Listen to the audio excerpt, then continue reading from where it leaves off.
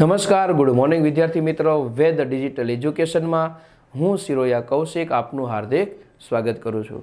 વિદ્યાર્થી મિત્રો, આ વિડીયોની અંદર આપણે ધોરણ 11 વિષય ગુજરાતી અને એમાં પાઠ 20 સ્ટેચ્યુ રમવાની મજાનું સંપૂર્ણ સ્વાધ્યાય સોલ્યુશન આપણે જોશું. જો વિદ્યાર્થી મિત્રો આમાં કંઈ તમને શબ્દની ખબર ન પડે તો આપણે યુટ્યુબની અંદર વેદ ડિજિટલ એજ્યુકેશન કરીને આપણી જે ચેનલ છે એમાં દરેક પાઠનું સોલ્યુશન સંપૂર્ણ શબ્દ સાથે આપણે રૂઢિપ્રયોગ શબ્દ સમૂહ એવું આપેલું છે. તો એમાં તમે જોઈ લેશો એટલે મોટાભાગના શબ્દો તમને પણ સમજાઈ જશે. નીચેના પ્રશ્નોના એક વાક્યમાં ઉત્તર લખો.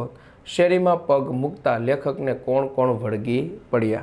તો શેરીમાં પગ મૂકતા લેખકને ડંકી પાસે પાણી ચૂથતા છોકરાઓ, એકાદ બે રખડતી બકરીઓ, પોદળો કરતી ગાય, જૂની ગટરોના કાટ ખાધેલા ઢાંકણા, અગાસી અને ધાબા ઉપર શિયાળાનો તડકો ખાતા બીમાર વૃદ્ધો, ઉડતી સંભળી, આ બધા જ લેખકને વળગી પડ્યા. લેખક કોની બીકથી એક ઢાળિયામાં ભરાઈ જાય છે? તો કોઈ તોફાની છોકરો મને રંગ લગાવી દેશે તો એવી બીકથી લેખક એક ઢાળિયામાં ભરાઈ જાય છે. લેખકની શેરીમાં કઈ રમત ખૂબ પ્રચલિત હતી? તો લેખકની શેરીમાં સ્ટેચ્યુની રમત ખૂબ પ્રચલિત હતી.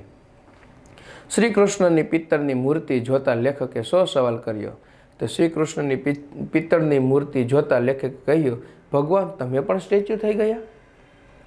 આપણે ઈશ્વરને સ્ટેચ્યુ કહીને શેમાં થીજાવી દીધા છે? તો આપણે ઈશ્વરને સ્ટેચ્યુ કહીને મંદિરમાં અને પુસ્તકોમાં થીજાવી દીધા છે. નીચેના પ્રશ્નોના 2-3 વાક્યમાં ઉત્તર લખો. ઝીણો કોણ હતો? એના મિત્રો એની સાથે કઈ બાબતે સફળ ન થયા? તો ઝીણો ભરવાડનો છોકરો હતો. એના કપડામાંથી ગાય, ભેંસ અને બકરાની વાસ આવતી હતી. એના નાકમાંથી દ્રવ્ય સતત ટપકતું જ હોય. એ ગેટવાળી શેરીમાં રહેતો અને ઉછળકૂદમાં એને કોઈ પહોંચી વળતું નહીં. ઝીણો સ્ટેચ્યુ રમવામાં ભારે ઉસ્તાદ હતો. એ એટલો બધો ચપળ એટલે ચાલાક હતો કે એને સ્ટેચ્યુ કહેવાનો મોકો તેના મિત્રોને મળતો જ નહીં. ઝીણાને સ્ટેચ્યુ કહી થીજાવી દેવાના પ્લાન બનાવવા છતાં પણ તેના મિત્રોએ આ બાબતે સફળ થયા નહીં. કૃષ્ણની મૂર્તિ સાથી કાળી મેસ થઈ ગઈ. તો લેખકને મેળામાં જવાની ઉતાવળ હતી ને લેખકના બાએ લેખકને ઠાકોરજી પાસે દીવો મૂકી અને પગે લાગીને પછી મેળામાં જવા માટે કહ્યું. પરંતુ ઉતાવળમાં તેમણે ગોખલામાં ઠાકોરજીને દીવો કર્યો અને ગોખલો બંધ કરી દીધો. ત્યારબાદ લેખક મેળામાં જવા માટે નીકળી ગયા અને ગોખલો બંધ હોવાને કારણે દીવાની ઝાડ ઠાકોરજીની મૂર્તિને લાગતા કૃષ્ણની મૂર્તિ કાળી મેસ થઈ ગઈ છે. ઘરમાં શી હોનારત સર્જાઈ હતી? તો લેખકને મેળામાં જવાની ઉતાવળ હતી ને લેખકના બાએ એ લેખકને ઠાકોરજી પાસે દીવો મૂકી અને પગે લાગીને પછી મેળામાં જવા માટે કહ્યું હતું. પરંતુ ઉતાવળમાં તેણે ગોખલામાં ઠાકોરજીનો દીવો કર્યો અને ગોખલો બંધ કરી દીધો. ત્યારબાદ લેખક મેળામાં જવા માટે નીકળી ગયા. ગોખલો બંધ હોવાને કારણે દીવાની ઝાડ ઠાકોરજીની મૂર્તિને લાગતા કૃષ્ણની મૂર્તિ કાળી મેસ થઈ ગઈ. લેખક જ્યારે ઘરે પાછા ફર્યા ત્યારે તેમણે જોયું કે ફળિયાની ચોકડીમાં કૃષ્ણની કાળી મેસ મૂર્તિ ખાટી છાશમાં પડી હતી અને ઠાકોરજીનો અડધો બળેલો આળિયો ઓસરીની થાંભલી પાસે પડ્યો હતો. ઠાકોરજીની મોર પીછાની સાવરણી, ગાદી, છત્ર અને વાઘા બળીને રાખ થઈ ગયા હતા. આમ લેખકની ઉતાવળમાં દીવો કરીને ગોખ બંધ કરી દેવાને કારણે ઘરમાં આ હોનારત સર્જાઈ હતી.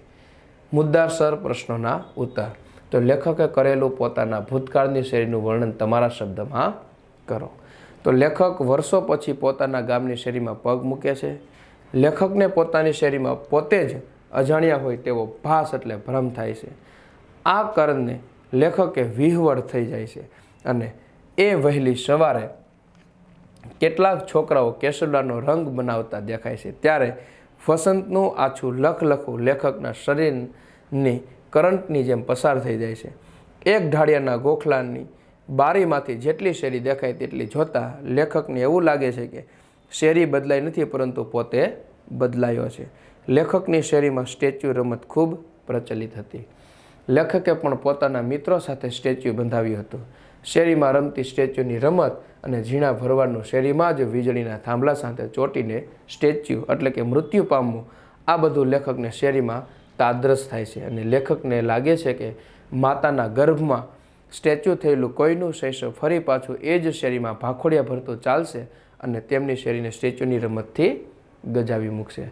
તો વિદ્યાર્થી મિત્રો, આ સ્ટેચ્યુ રમવાની મજા પાઠનું સંપૂર્ણ સ્વાધ્યાય સોલ્યુશન તમે સમજી ગયા છો એવી આશા તમારી પાસે રાખું છું. અસ્તુ.